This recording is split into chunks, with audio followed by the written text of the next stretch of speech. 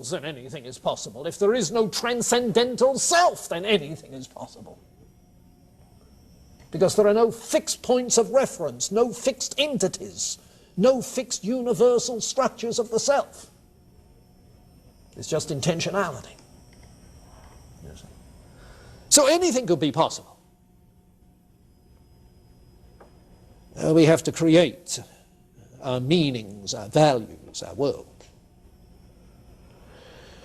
Well, let's see. That is developed much more systematically, maybe I should leave that up, developed much more systematically in his major work, Being and Nothingness.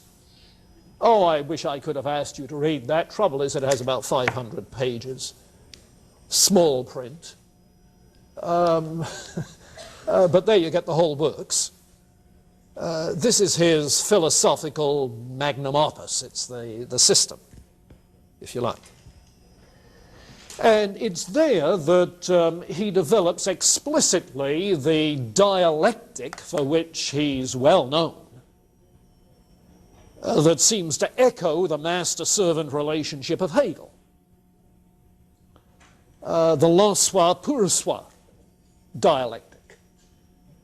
Now, the term's very simple. Pour soi is for the self, and l'en-soi is what is already in itself. And you can readily see that if intentionality makes an object into a phenomenal object, an object for me, that he's going to be saying that any person in the world, in meaning, getting involved in, relating to any other person or object, is seeking to make that person part of what is for me, trying to make that into a phenomenal object. His well-known play, No Exit. I think I asked you before how many had read No Exit. I got a dismal response. These illiterate Philistines. Well, you see, in that room from which these three people cannot get themselves to escape, you see, one starts trying to relate to another, but in that for me fashion. It's not a dialogical I-thou relationship respecting the two persons. No. But it's in a manipulating or dominating sense. That's why in Being and Nothingness, when he talks about sexuality, it's always masochism or sadism. You see. The for me is the thing. And the same is true in his play The Flies, which is a version of the old Greek drama about Orestes, the prince who comes back to the palace where he had been raised as a boy, and so on and so forth. And now his mother has married somebody else after killing his father. And he, of course, was secreted away by a servant in order to save his life. And now he's a grown young man and comes back, and he recognizes that little door in the palace wall.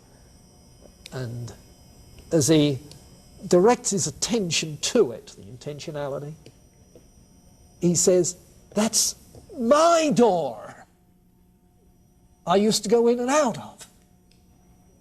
But immediately in that intentional act of referring to that door, it gains meaning for him. It becomes his. And the door into the palace becomes his. And the palace becomes his. And the throne should be his. You see? the intentionality. And so he kills his mother. And then the flies, the fates, haunt him, drive him. But the for me, the in itself then, if the for me is the phenomenal object, the in itself is, of course, the noumenal object, the thing which simply is in itself. Now, the dialectic becomes obvious when what already is in itself, regardless of me, doesn't respond to my intentionalities. You see?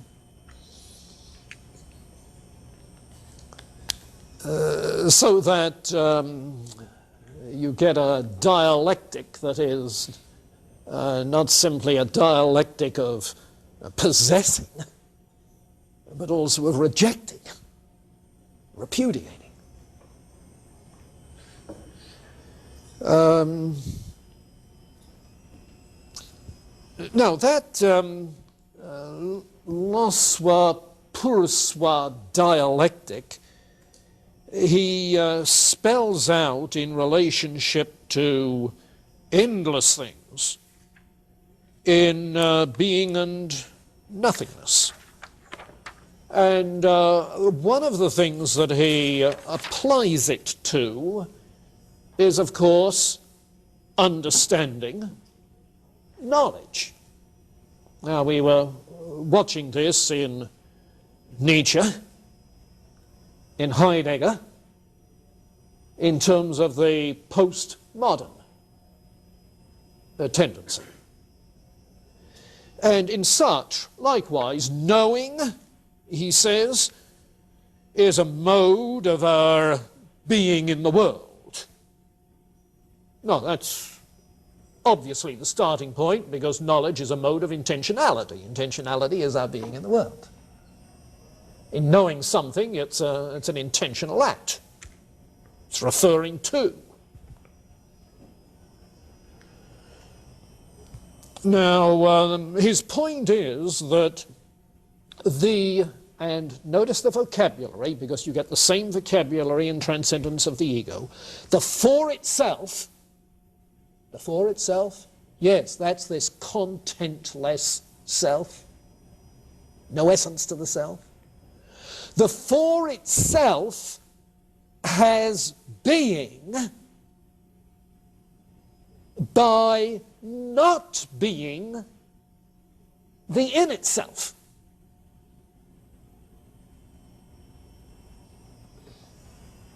Yeah. How does the servant have identity as a servant, have its being as a servant? By not being a master. How does the master have identity as a master? By not being a servant. The for itself has being by not being something other, the in itself. So that by being conscious of something other than myself, I now see myself.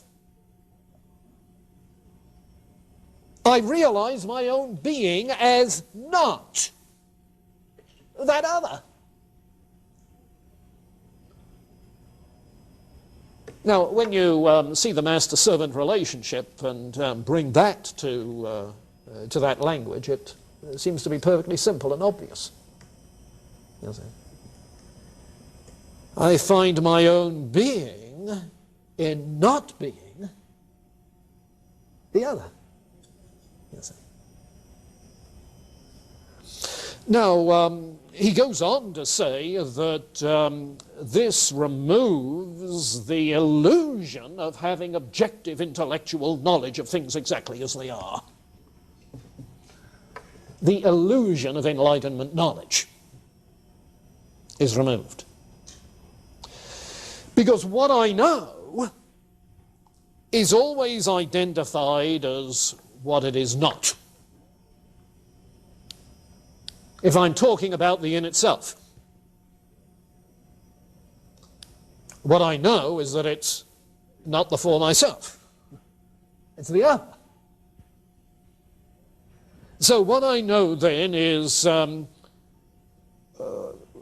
nothing but what I intend, what I mean. Nothing but what it is for me. So there is my being, which is other than that, and the nothingness of what is in itself. And so what's the title of the book? Being, pour soi, finding my being in relationship to others, being and nothingness, l'en soi, the in itself, which is nothing but what it is for me. Being and nothingness. So in trying to determine Enlightenment style what this is, in trying to determine its essence, all that I'm actually doing is determining what it is for me and nothing else.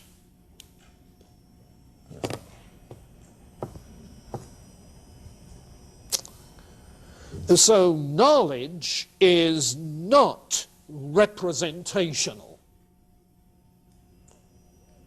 Exit Descartes through Kant's first critique.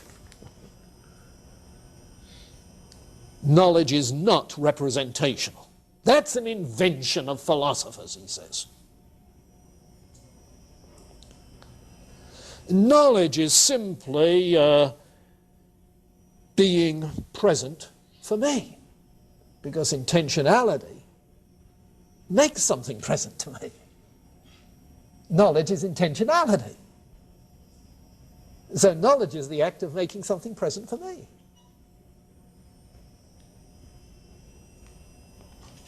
Well, you can see then what that does to traditional Enlightenment epistemology. Do you get the l'en soi, pour soi thing? The in itself, for itself? That's really the philosophical thesis that runs all the way through his writings. If you get a hold of that, then he's very easy reading.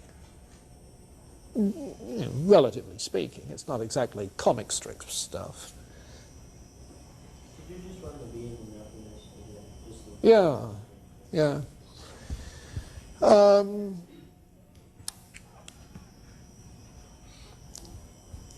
One can.